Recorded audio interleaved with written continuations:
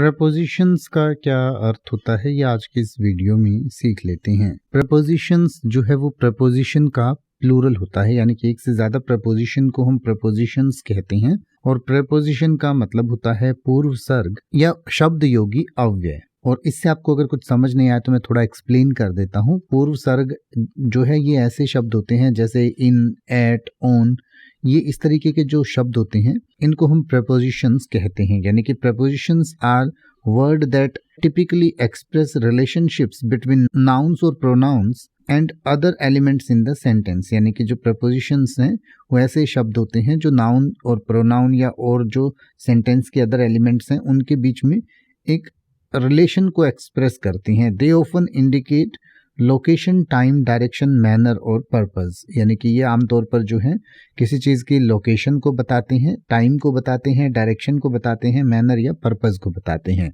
यानी कि जैसे अगर हम इन एग्जाम्पल सेंटेंसेस को देखें तो ये जो पहला सेंटेंस है इसमें इन जो है वो प्रपोजिशन है। तो जैसे अगर हम इन की बात करें तो in expresses location within a place और इन टाइम फ्रेम। यानी कि इन जो है वो किसी लोकेशन को या टाइम फ्रेम को एक्सप्रेस करता है। जैसे she lives in the city, यानी कि वह शहर में रहती है, तो इसमें जो इन है वो जो है वो प्रपोजिशन है। अगर हम ऑन की बात करें तो ऑन इंडिकेट्स अ सरफेस और contact point. For example the book is on the table, यानी कि बुक जो है वो टेबल पर है, तो यहाँ पर ऑन ने पर या के ऊपर की जो डायरेक्शन है वो बताई है। तो इस तरीके से प्रपोजिशंस का इस्तेमाल किया जाता है।